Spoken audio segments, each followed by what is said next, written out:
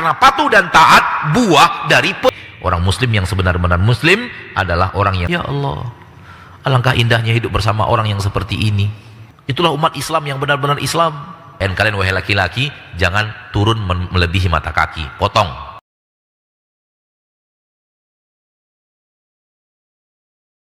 Kenapa begitu patuh rakyat Mesir kepada Firaun? Karena rakyat Mesir benar-benar mengagungkan Firaun. Maka timbul ketaatan dan kepatuhan pasca mengagungkan. Karena patuh dan taat buah dari pengagungan. Pengagungan itu pohonnya, buahnya taat dan patuh. Oleh karena itu, kita disuruh patuh kepada orang tua sebagai buah. Namun pohonnya adalah agungkan orang tuamu, muliakan orang tuamu. Engkau akan patuh dan taat kepada perintah dan larangannya. Perintah Allah kepada para wanita yang dia adalah para istri, agungkan suamimu, muliakan suamimu, akan lahir buah yang namanya patuh dan taat kepada suami, karena engkau mengagungkan dan memuliakan. Namun di saat pengagungan engkau di hatimu wahai para istri kepada suamimu tak dapat, maka taat pun tak dapat. Karena pengagungan dan pemuliaan adalah pohonnya, ketaatan adalah buahnya.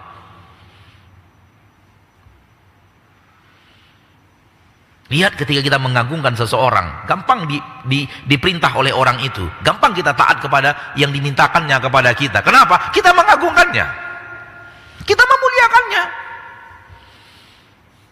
Dan itu berlaku antara manusia dengan manusia. Lalu bagaimana antara kita dengan Allah?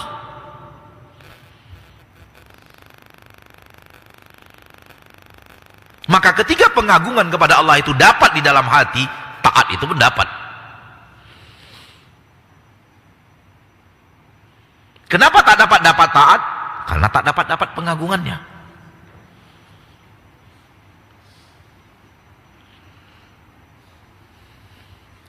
Dan bagi saudaraku, saudariku yang mengerti ilmu nahu, mengerti ilmu sharaf bahasa Arab, yang tidak mengerti, biarkan tak mengerti, karena ana tidak menuntut antum yang tidak mengerti, hanya ingin mengajak kepada yang mengerti saja. Beda antara wa rabbaka fakabbir, didahulukan maf'ulun bihnya dibanding diakhirkan maf'ulun bihnya. Wa kabbir rabbak, itu rabb diakhirkan kalimatnya. Namun ini didahulukan. Wa rabbaka fakabbir, itu beda dengan wa kabbir rabbaka. Ini hanya untuk saudara-saudaraku yang belajar ilmu bahasa Arab dan punya pendalaman dalam ilmu bahasa Arab. Wa thiyabaka fatahhir, dan pakaianmu bersihkan. Pakaian ada dua, saudaraku. Satu yang sedang melekat pada dirimu, perintahnya bersihkan. Bersihkan dari najis, bersihkan dari yang kotor-kotor.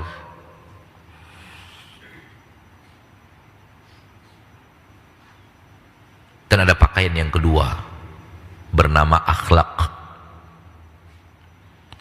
Dan ini fokus bahasan ayat ini.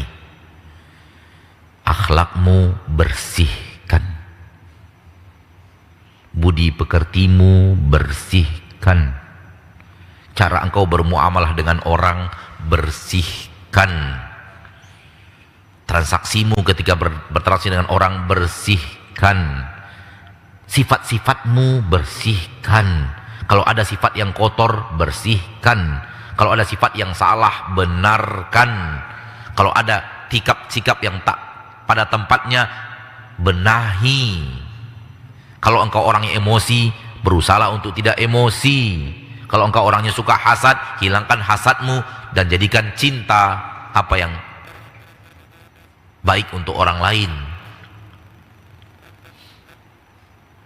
Kalau engkau suka menipu, hilangkan sifat menipumu, jadilah orang jujur. Kalau engkau adalah tetangga yang suka menyakiti tetanggamu, jangan begitu. Jadilah orang yang selalu tak menyakiti tetangganya, bahkan memberikan kebaikan kepada tetangganya. Akhlakmu perbaiki. Kau suka bicara orang lain, berhenti bicara orang lain. Itu akhlak yang tak bagus. Allah murka, azab akan ada kalau Allah tak maafkan.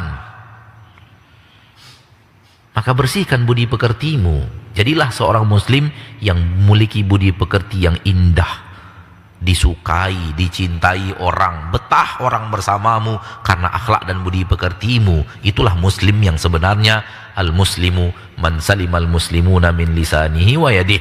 Orang muslim yang sebenar-benar muslim adalah orang yang selamat orang lain, muslim lainnya, dari kejahatan lisannya. Lisannya tak akan nyakiti orang. Dan kejahatan tangannya, tangannya tak akan nyakiti orang. Itu orang muslim. Kenapa? Budi pekertinya bagus, hatinya bersih. Sehingga hati yang bersih menyuruh lisannya ngomong yang bersih-bersih saja. Hatinya tak tamak dunia, sehingga lisannya pun tak selalu ngomongin dunia. Hatinya tak merasa suci, sehingga sibuk mengomongkan kesalahan orang. Karena orang yang rajin mengomongkan kesalahan orang itu sebenarnya dia mengatakan saya mah hebat. Kalau dia merasa dirinya tak hebat, maka dia malas ngomongin kesalahan orang. Karena dia mengatakan saya saja belum becus ngurus diri sendiri. Ada apa saya sibuk ngurus orang lain? Saya ngurus saya sendiri, 1 lawan 1, saya sering kalah.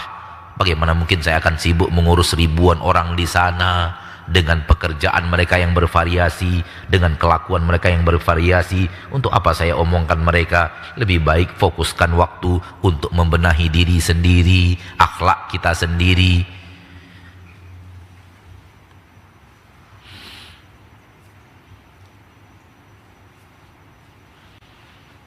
Lihat, ini awal-awal ayat Al-Quran loh.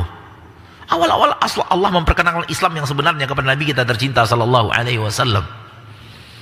Ini dia Islam yang sebenarnya Islam. Maka akhlak Rasulullah SAW sebenarnya sudah hebat dari awal-awalnya. Tapi semakin hebat dengan datangnya wahyu dari Allah.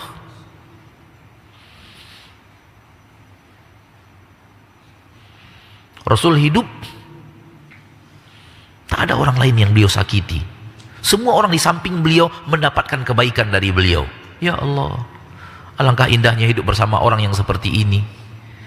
Bersama dia kita tak tersakiti, bersama dia banyak kebaikan yang kita dapat. Itulah umat Islam.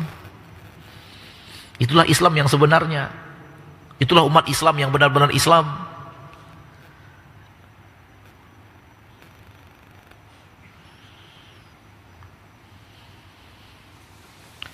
Wa thiyabaka fatahhir, dan pakaianmu sucikan, bersihkan. Sebagian ahli tafsir mengatakan potong, jangan melebihi mata kaki. Silakan baca tafsiran ayat ini dan baca tafsiran-tafsiran para ulama ahli tafsir. Di antara makna ayat ini adalah pakaian kalian wahai laki-laki jangan turun melebihi mata kaki, potong. Wa thiyabaka faqassir. Kalau tidak salah dari Imam Mujahid atau Imam Qatadah mengatakan wa rabbaka wa thiyabaka fatahhir, potong pakaianmu jangan melebihi mata kaki. Jangan isbal. Warujza fahjur, dan berhala-berhala hindari, jauhkan. Menghindar dari berhala-berhala, menghindar dari kesyirikan. Nabi sedang hidup bersama orang Quraisy, pengagung berhala. Di sekeliling Ka'bah lebih daripada 300 berhala diagungkan oleh aneka ragam suku-suku Arab. Yang besar-besarnya bernama Lata, Uzza, Manah, Hubal. Dan banyak lagi berhala-berhala. Masing-masing suku punya berhala, simbol ketuhanan diletakkan di samping Ka'bah yang diagungkan oleh suku itu. Suku ini pengagung berhala ini, suku ini pengagung berhala ini, suku ini pengagung berhala ini. Kalau orang tak tahu Tuhan, maka yang dia sembah adalah bentuk-bentuk yang mereka buat dan mereka yakini itulah yang akan memberkahi hidup mereka. Coba lihat kalau tak percaya.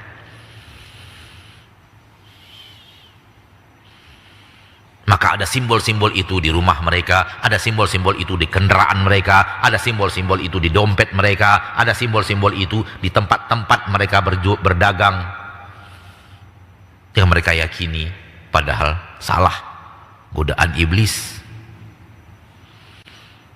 Semua itu buang, kata Allah, campakkan, jauhi, hajar, tinggalkan. Ini disuruh untuk menjadi seorang muslim yang benar-benar muslim kepada Allah, tidak kepada makhluk. Agama Allah itu adalah menyerahkan diri kepada Allah dan mengingkari seluruh penghambaan diri kepada selain Allah. Duanya harus digabungkan.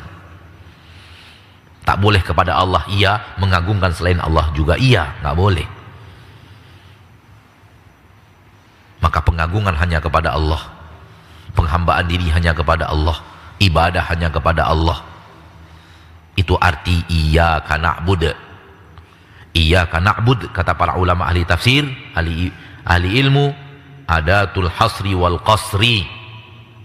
Maksudnya adalah hanya kepada Engkau saja ya Allah, takkan kepada selainmu. Itu artinya. Iyyaka na'bud artinya hanya kepada Engkau ya Allah kami beribadah, takkan kepada selainmu. Itu makna iyyaka na'bud. Namun kita tak tahu apa arti iyyaka na'bud, sehingga kita minta rezeki kepada Allah, iya. Minta rezeki kepada selain Allah juga iya. Minta keamanan kepada Allah, iya. Minta keamanan kepada dukun, iya juga. Sehingga kita ingin rumah kita ada pengawal-pengawal dari makhluk gaibnya. Lalu kita minta pengaman kepada jin. Ya kalau zohir-zohirnya ingin jadikan jin itu sebagai satpam dan security rumah kita lah. Nggak boleh, secara agama nggak boleh. Haram. Berkawan dengan jin itu syirik. Karena dia akan mengajak kepada kesyirikan dan tak mau membantu kalau antum tidak berbuat syirik. Kalau antum berbuat syirik baru dia mau bantu. Oh enggak Ustadz, ini jin yang Islamnya, jin yang pakai jubah. Anda ditipu. Itu aja. Anda ditipu oleh jinnya. Dia datang kepadamu berlagak orang muslim yang taat. Anda kena tipu. Oh ini jin baiknya Ustadz. Enggak ada jin yang baik yang mau berkawan sama manusia. Semua jin yang mau berkawan sama manusia jin jahat. Namun gaya dia datang kepadamu, gaya orang baik. Tak sadarkah Anda sekarang ada orang-orang yang bergaya baik untuk nipu orang? Sadar nggak? Hah? Di dunia manusia sekarang ada nggak? Manusia gaya-gaya baik, gaya soleh, gaya apa? Tapi tujuan utamanya nipu Anda. Ada nggak? Ada. Belum lama ini ustaz-ustaz kita ketipu. Di grup para ustadz, berapa orang ustadz tertipu. Kenapa? Ada seorang yang subhanallah berlagak baik, ngarang kitab. Dia ngarang kitab, ngarang buku tulisan bagus. Lalu dia bertemu dengan ustadz A, ustadz B, ustadz C, ustadz A, dan ustadz itu memberikan rekomendasi tentang bukunya. Lalu dia berfoto dengan ustadz itu. Ada beberapa orang ustadz, saya nggak mau sebutkan nama-nama ustadz untuk apa. Lalu kemudian dia tunjukkan dirinya kepada orang lain. Perkenalkan dirinya, saya fulan, saya fulan, saya fulan. Setelah memperkenalkan dirinya, maaf ibu saya tabrakan, bisa nggak saya pinjam duit Ustaz, besok saya kembalikan. Bisa nggak saya pinjam Ustaz, 1 bulan lagi saya kembalikan. Beberapa orang Ustaz kirim. Ternyata untuk nipu para Ustaz. Kalau itu berlaku pada manusia, ingin nipu manusia dengan cara berlagak diri orang saleh, maka ada apa denganmu tak suuzon kepada jin, berlagak jadi orang soleh untuk nipu dirimu. Jin yang saleh tak mau berkomunikasi dengan manusia karena dia tahu itu dilarang Allah Ta'ala.